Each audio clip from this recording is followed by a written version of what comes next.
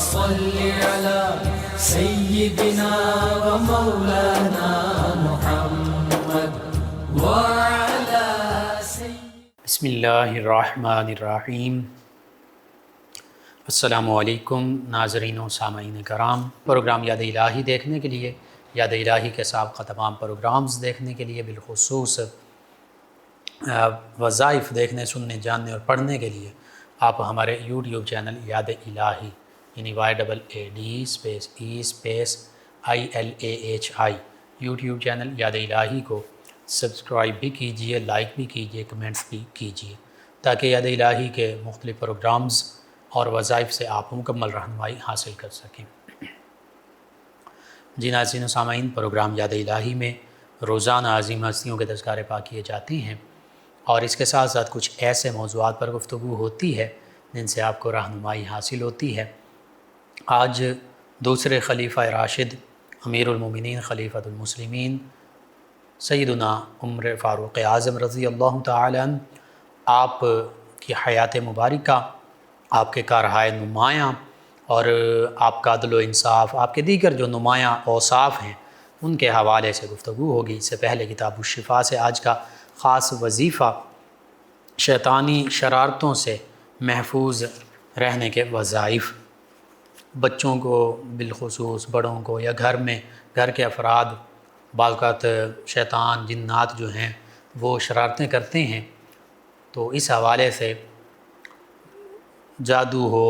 دیگر معاملات جو بھی شیطانی اور جناتی معاملات ہوتے ہیں، اس حوالے سے یہ چند ایک وظائف ہیں، آپ ان کو اپنے معمول کا حصہ بنا سکتے ہیں۔ سب سے پہلا، اپنے بچوں اور گھر کی سلامتی اور صحت و عافیت کے لیے 7 سلام روزانہ پڑھ کر گھر میں اور بچوں پر پھونک مارنا، دم کر دینا، یہ عجیب تاثیر رکھتا ہے۔ بچے، بڑے، چھوٹے، گھر کے تمام افراد کے لیے، گھر کے لیے، صحت، عافیت، سلامتی کے لیے 7 سلام آپ نوٹ کر لیں۔ پہلا سلام جو ہے یہ سورہ یاسین کی آیت مبارکہ 58، سورہ یاسین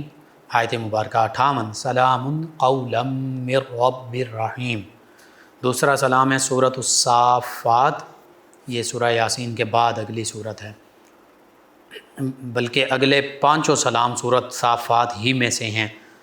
دوسرا جو سلام ہے سورۃ صافات آیت مبارکہ 79 یعنی 79، سلام علی نوح فی العالمین۔ تیسرا بھی سورہ صافات آیت مبارکہ 109، سلام علی ابراہیم۔ چوتھا سلام سورۃ صافات آیت مبارکہ 120، سلام علی موسیٰ و ہارون۔ پانچواں سلام بھی سورہ صافات آیت مبارکہ 130، سلام علی الیاسین۔ اور چھٹا سلام بھی اسی سورہ صافات کی آیت مبارکہ 181 اور 182 آخری جو 2 آیتیں ہیں، وَسَلَامٌ عَلَى الْمُرْسَلِينَ وَالْحَمْدُ لِلَّهِ رَبِّ الْعَالَمِينَ۔ 7واں سلام جو ہے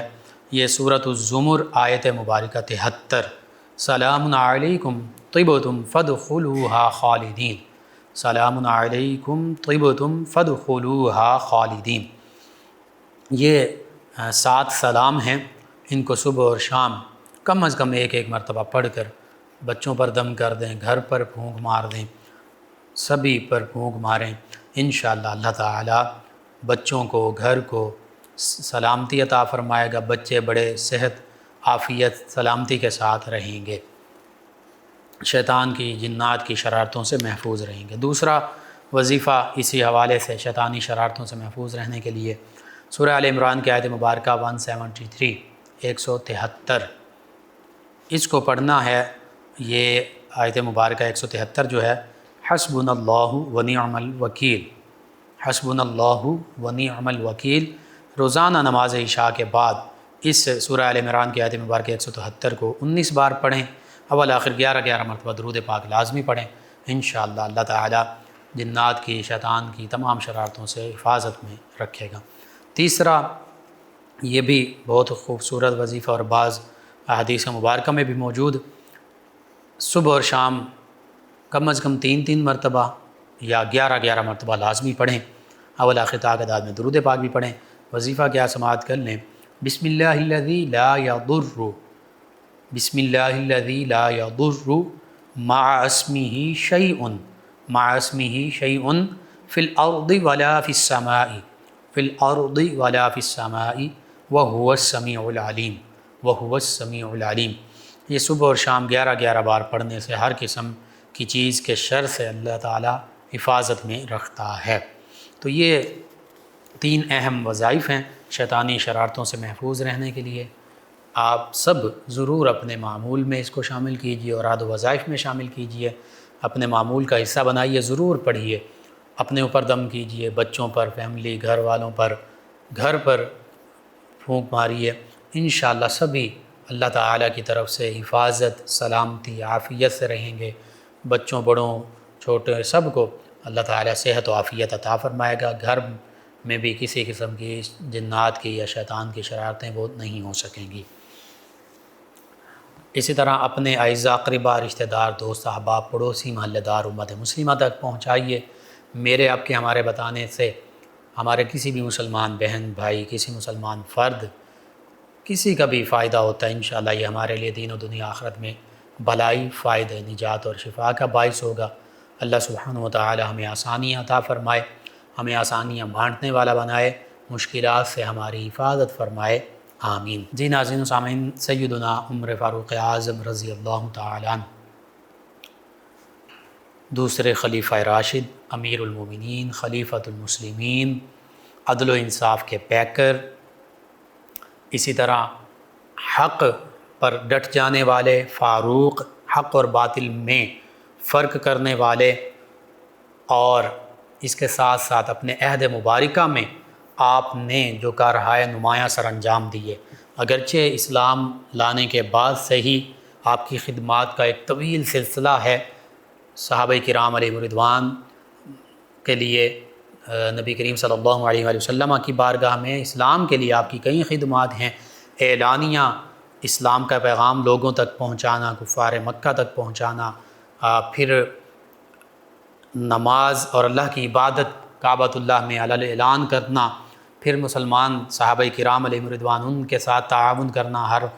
مرحلے میں ان کا ساتھ دینا، پھر ہجرت کے موقع پر بھی کفار کو للکار کر تنہا ہجرت کرنا، اور پھر تمام غزوات میں نبی کریم صلی اللہ علیہ وآلہ وسلم کے ساتھ رہنا، اور پھر اپنی صاحبزادی نبی کریم صلی اللہ علیہ وآلہ وسلم کے عقد میں دے دینا، اور ہر موقع پر نبی کریم صلی اللہ علیہ وآلہ وسلم کے حکم کی تعمیل کرنا، غزوات میں شمشیر کے ساتھ، تلواروں کے ساتھ آگے سے آگے بڑھنا، اور جہاں جہاں مالی تعاون کی ضرورت ہوئی وہاں مالی تعاون کرنا، اسلام کی خاطر ہر قربانی دینا، یہ آپ کے نمایاں خدمات اور اوصاف میں سے چند خدمات ہیں۔ اور پھر جب آپ کا عہد خلافت آتا ہے، اس دوران ایسی خدمات سر انجام دیں، ایسے کارہائے نمایاں سر انجام دیے کہ جو رہتی دنیا تک یاد رکھے جائیں گے۔ ان میں سے آپ کی جو خدمات ہیں چند ایک کا ذکر کرتے ہیں۔ آپ چونکہ تمام غزوات میں شامل رہے، نبی کریم صلی اللہ علیہ وآلہ وسلم کی حفاظت پر بھی مأمور رہے، صحابہ کرام علیہ رضوان اسلام کی بقا کے لیے، اعلاء کلمت الحق کے لیے اپنی جان کی پرواہ نہیں کی، مکمل اگلے دستے میں موجود رہے، ہمیشہ نبی کریم صلی اللہ علیہ وآلہ وسلم کی جانثاری کا فریضہ جو ہے یہ سر انجام دیا، اور نبی کریم صلی اللہ علیہ وآلہ وسلم کے ساتھ تمام صحابہ کرام علیہ رضوان ہر چیز سے بڑھ کر محبت کیا کرتے تھے۔ سیدنا عمر فاروق اعظم رضی اللہ عنہ کا بھی یہی عمل تھا۔ ہاں، یہ ایک واقعہ موجود ہے کہ ابتدائی دنوں میں جب سیدنا عمر فاروق اعظم رضی اللہ تعالی عنہ موجود ہیں تو آپ کے دل میں یہ بات تھی کہ نبی کریم صلی اللہ علیہ وآلہ وسلم پر سب کچھ قربان، تو نبی کریم صلی اللہ علیہ وآلہ وسلم نے یہ بھی فرما دیا کہ عمر اپنی جان سے بھی مجھے زیادہ عزیز رکھو۔ تو سیدنا عمر رضی اللہ عنہ نے عرض کیا، یا رسول اللہ صلی اللہ علیہ وسلم، میں اپنی جان سے بھی بڑھ کر آپ کو محبوب رکھتا ہوں، عزیز تر رکھتا ہوں، اور یہی ایمان ہے۔ النبی اولیٰ بالمؤمنین من انفسہم کا یہی معنی ہے کہ یہ غیب کی خبریں دینے والے نبی صلی اللہ علیہ وآلہ وسلم، خاص نبی، النبی، یہ خاص نبی صلی اللہ علیہ وآلہ وسلم اور یہ غیب کی خاص خبریں دینے والے، فرمایا یہ ان ایمان والوں کی جانوں سے بھی زیادہ ان کی جانوں کے مالک ہیں، ان کی جانوں سے بھی زیادہ ان کے قریب ہیں، ان کی جانوں سے بھی زیادہ ان سے اولیٰ ہیں۔ یعنی ہماری جانیں ہمارے لیے اتنی عزیز نہیں ہیں، اتنی پیاری نہیں ہیں جتنی ہمیں نبی کریم صلی اللہ علیہ وآلہ وسلم کی ذات بابرکات ہمارے لیے محبوب ہے، پیاری ہے، عزیز ہے، اور یہی ایمان ہے۔ اور صحابہ کرام علیہم رضوان سب سے بڑھ کر ایمان کامل والی ہستیاں تھیں، اور سب سے بڑھ کر آقا کریم صلی اللہ علیہ وآلہ وسلم پر اپنا سب کچھ، حتیٰ کہ اپنی مال، جان، عزت، آبرو، اولاد اور اپنی جان تک قربان کر دینے والی ہستیاں تھیں۔ یہ النبی اولیٰ بالمؤمنین من انفسہم، اس کا معنی ہے کہ ایمان والو اپنی جانوں سے بھی زیادہ نبی کریم صلی اللہ علیہ وآلہ وسلم کو اپنی جانوں کا مالک سمجھو، اور اپنی جانوں سے بھی زیادہ انہیں قریب تر سمجھو، اور اپنی جانوں کی بھی پرواہ نہ کرو، آقا کریم صلی اللہ علیہ وآلہ وسلم کے لیے اپنی جانیں بھی قربان کر دو۔ یہ تمہاری جانوں سے بھی زیادہ تمہارے مالک ہیں، تمہارے لیے اولیٰ ہیں، اقرب ہیں، تمہارے لیے محبوب تر ہیں۔ اور وہ حدیث مبارکہ کہ نبی کریم صلی اللہ علیہ وآلہ وسلم نے جو فرما دیا کہ تم میں سے کوئی بھی اس وقت تک مومن ہو ہی نہیں سکتا جب تک وہ اپنے والدین، اپنی اولاد، حتیٰ کہ تمام لوگوں سے بڑھ کر، فرمایا نبی کریم صلی اللہ علیہ وآلہ وسلم نے کہ مجھ سے محبت کرنے والا نہ ہو۔ لا یؤمن احدکم حتی اکون احب الیہ من والدہ وولدہ والناس اجمعین۔ تو ایمان نبی کریم صلی اللہ علیہ وآلہ وسلم کی ذات بابرکات پر اپنی جان قربان کر دینے کا نام ہے۔ ساری انسانیت، اپنے والدین، اپنی اولاد، سبھی رشتے ناتوں، دنیا و ما فیہا سے بڑھ کر آقا کریم صلی اللہ علیہ وآلہ وسلم سے محبت کرنا یہی ایمان ہے۔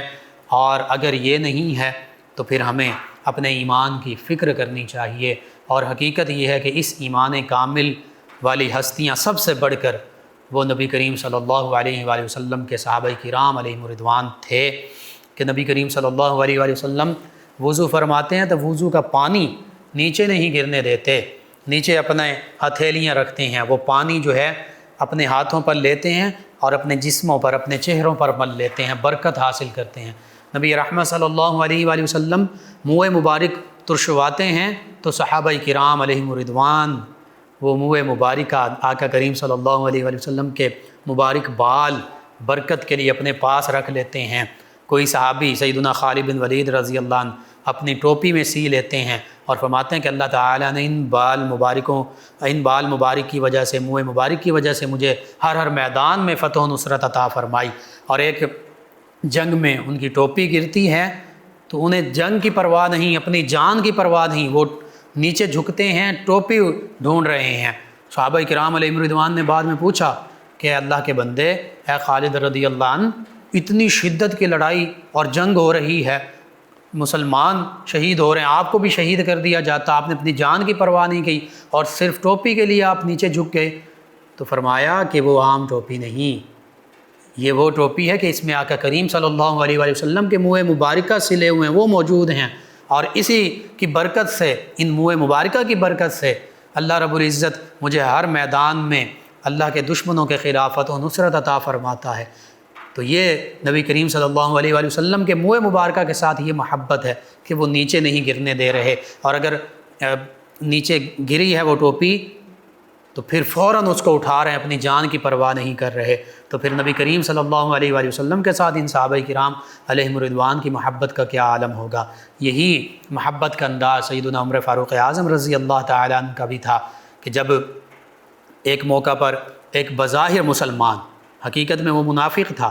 ظاہری طور پر اس نے کلمہ بھی پڑھا ہوا تھا، چونکہ کئی منافقین جو ہیں وہ صحابہ کرام علیہم رضوان کے پاس آتے، سورہ بقرہ کا دوسرا رکوع پڑھیے، سورۃ المنافقون پڑھیے 28ویں پارے میں، تو مکمل تفصیل پتہ چل جاتی ہے۔ وہ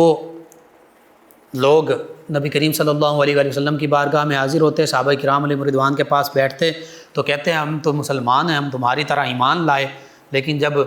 مشرکین کے پاس، کفار کے پاس، یہود کے پاس جاتے تو کہتے معاذ اللہ ثم معاذ اللہ کہ ہم ان بے وقوفوں کی طرح، معاذ اللہ ثم معاذ اللہ، صحابہ کرام کو بے وقوف کہتے تھے، ان کی طرح ایمان لے آئیں، ہم تو ان کے ساتھ مذاق کرتے ہیں۔ تو اللہ نے فرمایا الا انہم هم السفہاء ولکن لا یعلمون، کہ یہ صحابہ کرام علیہم رضوان معاذ اللہ ثم معاذ اللہ یہ بے وقوف نہیں ہیں، بلکہ فرمایا یہ منافقین خود بے وقوف ہیں۔ اور اللہ فرماتا اللہ یستہزئ بہم ویمدہم فی طغیانہم یعمہون، کہ یہ اپنی دانش میں سمجھتے ہیں کہ ہم معاذ اللہ ثم معاذ اللہ صحابہ کرام علیہم رضوان کی شان میں تنقیص کر رہے ہیں، ان کے ساتھ استہزاء مذاق کر رہے ہیں۔ اللہ فرماتا اللہ ان منافقین سے استہزاء فرماتا ہے جیسا کہ اس کی شان کے لائق ہے، اور فرمایا یہ تو اپنے طغیانی میں، یہ شیطان کی پیروی میں، سرکشی میں یہ اندھے ہوئے ہیں یہ منافقین۔ تو یوں اللہ رب العزت نے تو قرآن مجید فرقان حمید میں جا بجا جہاں اپنے پیارے حبیب صلی اللہ علیہ وآلہ وسلم کی شان کے تذکرے فرمائے، جہاں نبی رحمت صلی اللہ علیہ وآلہ وسلم کی ذات بابرکات پر اگر کسی نے انگلی اٹھائی تو اللہ رب العزت نے خود جواب دیا، وہیں صحابہ کرام علیہم رضوان کی ذات بابرکات ذوات قدسیہ نفوس قدسیہ پر اگر منافقین نے انگلیاں اٹھائیں اور اعتراضات کیے تو اللہ رب العزت نے جوابات دیے۔ وہ سورہ بقرہ میں جواب دیا، وہ سورہ منافقون میں جواب دیا، وہ دیگر صورتوں میں جوابات دیے۔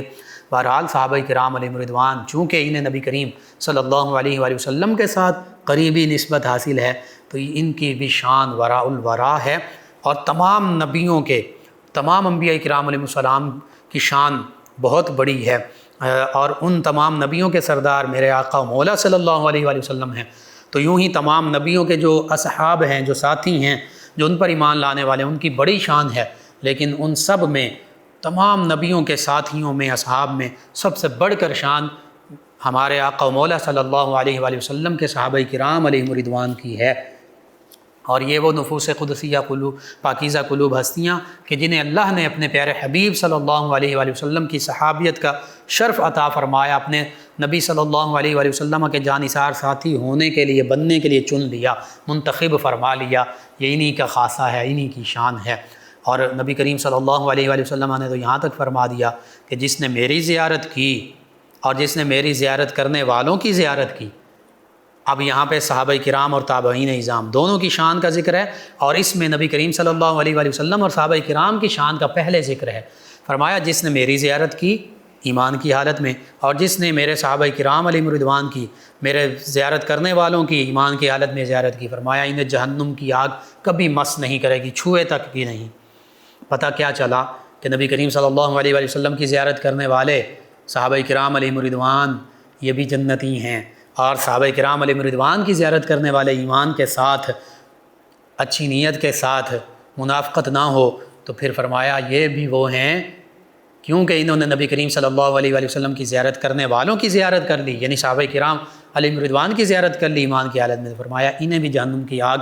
نہیں چھوئے گی، مس تک نہیں کرے گی، یعنی یہ بھی جنتی ہیں۔ تو کیسی شان ہے آقا کریم صلی اللہ علیہ وآلہ وسلم کی، آپ کے صحابہ کی، اور آپ کے صحابہ کی زیارت کرنے والوں کی۔ بہرحال سیدنا عمر فاروق اعظم رضی اللہ عنہ تو ان میں بڑی عظمت شان والے السابقون الاولون من المہاجرین میں شامل، اور پھر خلفائے راشدین میں شامل، عشرہ مبشرہ میں شامل، بدری صحابہ میں شامل، بیعت رضوان کرنے والوں میں شامل۔ کیا کیا شانیں ہیں، کن کن شانوں کا ذکر کیا جائے، اور یہ ذہن میں رکھیے۔ قرآن مجید فرقان حمید آپ پڑھیے، بسم اللہ الرحمن الرحیم سے لے کر سورہ والناس کے آخر تک، جہاں جہاں ایمان والوں کا ذکر ہے، جہاں جہاں جنتیوں کا ذکر ہے، جہاں جہاں خوبصورت نمایاں پاکیزہ اوصاف کا ذکر ہے، جہاں جہاں مومنین کاملین کا ذکر ہے، جہاں جہاں اچھائیوں کا ذکر ہے، یہ ساری شانیں کن کی ہیں؟ یہ سب سے پہلے آقا کریم صلی اللہ علیہ وآلہ وسلم کی، پھر انبیاء کرام علیہ السلام کی، اور انبیاء کرام علیہ السلام کے بعد یہ ساری شانیں صحابہ کرام علیہم رضوان کی ہیں، یا اہل بیت کرام علیہم رضوان کی ہیں۔ تو اس کا مطلب یہ ہوا کہ قرآن مجید فرقان حمید میں تو جا بجا صحابہ کرام علیہم رضوان کی شانوں کے تذکرے ہیں۔ ان کے بارے میں فرمایا ان الذین آمنوا وعملوا الصالحات اولئک ھم خیر البریہ، چونکہ یہی سب سے پہلے ایمان لانے والے، سب سے پہلے اعمال صالحہ بجا لانے والے، کامل ایمان والے، کامل اعمال والے، تو فرمایا کہ اولئک ھم خیر البریہ، یہ تمام لوگوں میں سب سے بہتر لوگ ہیں صحابہ کرام علیہم رضوان بعد از انبیاء کرام علیہم السلام، خیر البریہ۔ سیدنا عمر فاروق اعظم رضی اللہ تعالیٰ عنہ، آپ کی صاحبزادی سیدہ حفصہ رضی اللہ تعالیٰ عنہ، وہ ہم تمام مومنین کی، ہم تمام مومنین کا ایمان والوں کی ماں ہیں۔ نبی کریم صلی اللہ علیہ وآلہ وسلم نے ان کے ساتھ عقد فرمایا، چوتھا عقد سب سے پہلا عقد ام المومنین سیدہ خدیجہ الکبریٰ رضی اللہ عنہ، پھر ام المومنین سیدہ سودا بنت زمعہ رضی اللہ عنہ، پھر ام المومنین سیدہ عائشہ الصدیقہ رضی اللہ عنہ، پھر ام المومنین سیدہ حفصہ رضی اللہ تعالی عنہ۔ یہ ساری ہم مومنین کی مائیں ہیں اور ماؤں کا ادب احترام کیا جاتا ہے۔ اب سیدنا عمر فاروق اعظم رضی اللہ تعالی عنہ آپ کی حیات مبارکہ کا جو نبی کریم صلی اللہ علیہ وآلہ وسلم کی خدمت میں گزری ایک بڑا خوبصورت واقعہ، جس پر قرآن مجید فرقان حمید کی آیت کریمہ بھی نازل ہوئی، فلا وربک لا یؤمنون حتی یحکموک فیما شجر بینہم ثم لا یجدوا فی انفسہم حرجا مما قضیت ویسلموا تسلیما۔ اللہ سبحانہ وتعالی ارشاد فرماتا ہے فلا وربک، اے پیارے حبیب صلی اللہ علیہ وآلہ وسلم، آپ کے رب کی قسم۔ اللہ تعالیٰ اپنی قسم اٹھا رہا ہے اور اس قسم میں ذکر کن کا فرما رہا ہے؟ اپنے پیارے حبیب صلی اللہ علیہ وآلہ وسلم کا۔ یہی نہیں فرمایا کہ تمام مخلوق کے رب کی قسم، تمام جہانوں کے رب کی قسم، بلکہ فرمایا پیارے حبیب صلی اللہ علیہ وآلہ وسلم آپ کے رب کی قسم، فلا وربک، آپ کے رب کی قسم، فلا وربک لا یؤمنون حتی یحکموک فیما شجر بینہم۔ یہ اس وقت تک ایمان والے بن ہی نہیں سکتے، یہ مومنین ہو ہی نہیں سکتے جب تک جو آپ فیصلہ فرما دیں اس پر سر تسلیم خم نہ کر لیں۔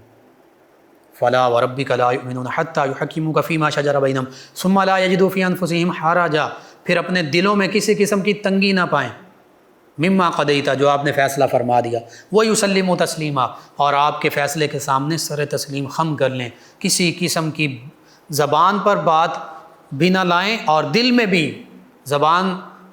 پر بھی بات نہیں لائیں گے اور دل میں بھی کسی قسم کی تنگی نہ لائیں، بلکہ سر تسلیم خم کر لیں، کیونکہ وما ینطق عن الہوا ان ہوا الا وحی یوحیٰ، نبی کریم صلی اللہ علیہ وآلہ وسلم اپنی خواہش سے کچھ بھی نہیں ارشاد فرماتے، وہ جو کچھ ارشاد فرماتے ہیں وہ اللہ کی وحی ہوتی ہے، یہ اللہ فرما رہا ہے۔ سورہ نجم میں 27ویں پارے میں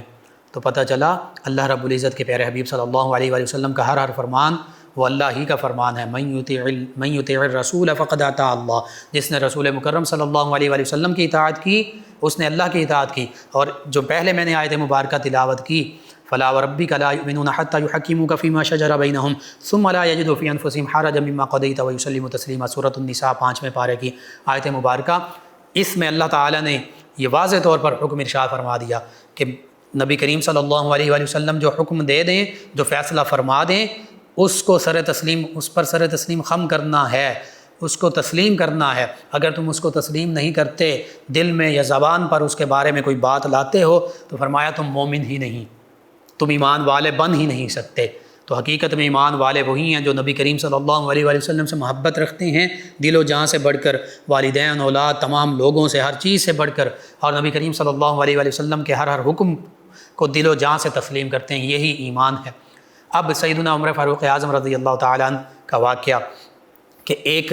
یہودی اور بظاہر مسلمان جو حقیقت میں منافق تھا، ان کا آپس میں جھگڑا ہو گیا کسی معاملے میں۔ اب یہودی نے کہا، اب دیکھیے جیسے کفار مکہ وہ یہ تو مانتے تھے کہ نبی کریم صلی اللہ علیہ وآلہ وسلم صادق اور امین ہیں، بدترین دشمن ہونے کے باوجود اس بات کو تسلیم کرتے تھے، ایمان نہیں لائے۔ اسی طرح یہود اگرچہ وہ ضد ہٹ دھرمی کی وجہ سے کہ نبی کریم صلی اللہ علیہ وآلہ وسلم یہ آخری نبی، آخری رسول بنو اسماعیل میں کیوں آ گئے، بنو اسحاق میں ہوتے، بنی اسرائیل میں ہوتے، اس وجہ سے وہ جانتے تھے کہ یہ آخری نبی ہیں، یہ سچے نبی ہیں، لیکن صرف تعصب کی بنا پر کہ یہ بنی اسرائیل میں نہیں آئے اس لیے وہ ایمان نہ لائے۔ لیکن وہ یہ جانتے تھے کہ یہ سچے نبی ہیں، اللہ کے سچے رسول ہیں، آخری نبی ہیں، آخری رسول ہیں، اور یہ صحیح سچ، حق سچ کا فیصلہ فرماتے ہیں۔ تو اب جو یہودی اور منافق جو بظاہر مسلمان بنا ہوا ہے، ان کے درمیان جو جھگڑا ہوا، تو یہودی نے کہا کہ ایسے کرتے ہیں کہ یہ جھگڑا جو ہے وہ محمد صلی اللہ علیہ وآلہ وسلم ان کی بارگاہ میں لے جاتے ہیں جو تمہارے نبی ہیں۔ اب یہ منافق جو ہے یہ بظاہر مسلمان بنا ہوا تھا، حقیقت میں مسلمان نہیں تھا۔ یہ کہنے لگا نہیں، اسے پتہ تھا کہ چونکہ یہودی حق پر تھا اور اسے بھی پتہ تھا کہ نبی کریم صلی اللہ علیہ وآلہ وسلم یہ نہیں دیکھیں گے کہ یہ بظاہر مسلمان ہے اور وہ یہودی ہے، تو اس لیے بظاہر مسلمان کے حق میں فیصلہ کر دیا جائے، نہیں، بلکہ حق کا فیصلہ ہوگا۔ اور وہ بھی جانتا تھا جو منافق تھا بظاہر مسلمان بنا ہوا تھا کہ یہ یہودی کے حق میں فیصلہ ہو جائے گا، تو پہلے تو وہ ٹال مٹول کرنے لگا، لیکن مجبوراً اسے بھی نبی کریم صلی اللہ علیہ وآلہ وسلم کی بارگاہ میں آنا پڑا۔ آقا کریم صلی اللہ علیہ وآلہ وسلم نے دونوں کا معاملہ سنا، دونوں کی گفتگو سنی،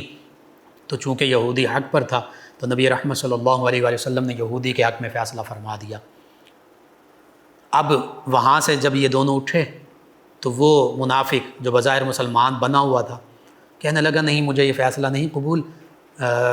سیدنا ابوبکر رضی اللہ عنہ ان کے پاس چلتے ہیں۔ سیدنا ابوبکر رضی اللہ تعالیٰ عنہ کے پاس گئے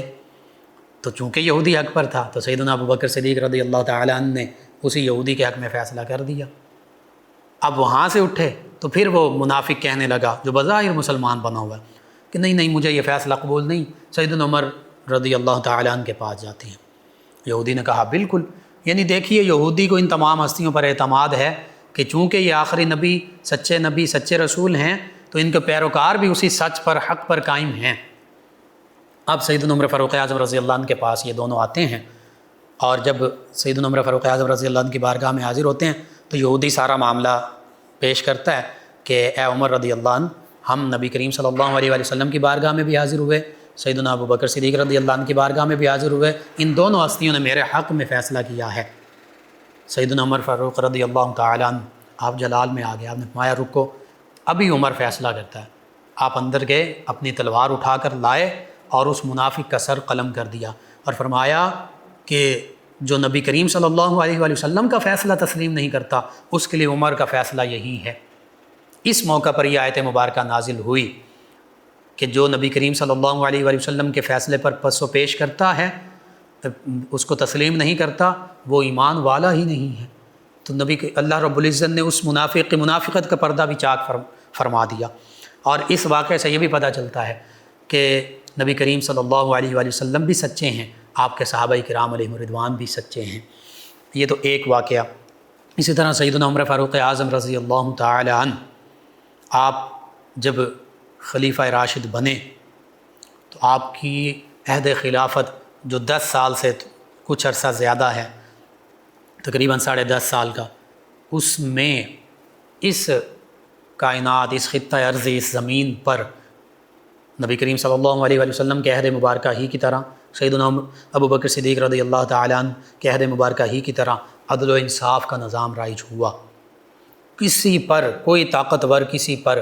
ظلم نہیں کر سکتا تھا۔ جیسے سیدنا ابوبکر صدیق رضی اللہ تعالیٰ عنہ خلیفہ بنے تو آپ نے ارشاد فرمایا اپنے پہلے ہی خطبے میں کہ تمہارے نزدیک جو طاقتور ہے وہ میرے نزدیک کمزور ہے، اور جو تمہارے نزدیک کمزور ہے وہ میرے نزدیک طاقتور ہے، جب تک میں طاقتور سے کمزور کو انصاف نہ دلا دوں۔ یہ اسلامی سلطنت، یہ اسلامی ریاست کا نظام، یہ عدل و انصاف کا نظام ہوا کرتا تھا۔ آج تو ہم دیکھتے ہیں روپیہ، پیسہ، دھونس، دھاندلی، رشوت، سفارش، اس کا نظام چلتا ہے۔ جس کے پاس طاقت ہے، روپیہ پیسہ ہے، آل فار سیل، ہر چیز بکاؤ مل جاتی ہے، وہ ہر چیز خرید سکتا ہے، وہ انصاف بھی خرید سکتا ہے، وہ دیگر معاملات بھی خرید سکتا ہے۔ لیکن اسلام کا اصل نظام یہ تھا جو نبی رحمت صلی اللہ علیہ وآلہ وسلم نے قائم فرمایا، جو سیدنا ابوبکر صدیق رضی اللہ تعالیٰ عنہ نے قائم فرمایا، جو سیدنا عمر فاروق اعظم رضی اللہ تعالیٰ عنہ نے قائم فرمایا، جو سیدنا عثمان ذو النورین رضی اللہ عنہ نے قائم فرمایا، جو سیدنا علی المرتضیٰ رضی اللہ عنہ نے قائم فرمایا، جو سیدنا امام حسن رضی اللہ عنہ نے قائم فرمایا، جو صحابہ کرام نے قائم فرمایا، جو سیدنا عمر بن عبدالعزیز رضی اللہ عنہ نے قائم فرمایا، اور دیگر جتنے بھی نیک عادل مسلمان سلاطین گزرے انہوں نے قائم کیا۔ تو پتہ چلا سیدنا عمر فاروق اعظم رضی اللہ عنہ کے عہد مبارکہ میں کئی واقعات ہیں، وقت کم ہوتا ہے۔ وہ آپ نے اسکالرشپ اس کے لیے رکھا ان بچوں کے لیے کہ جو دودھ پینا چھوڑ دیں گے ان کے لیے اسکالرشپ ہوگا، ان کے لیے وظیفہ ہوگا۔ یہ جو انگلینڈ، ناروے، سیکنڈری نیوین جو نارویجن کنٹریز ہیں،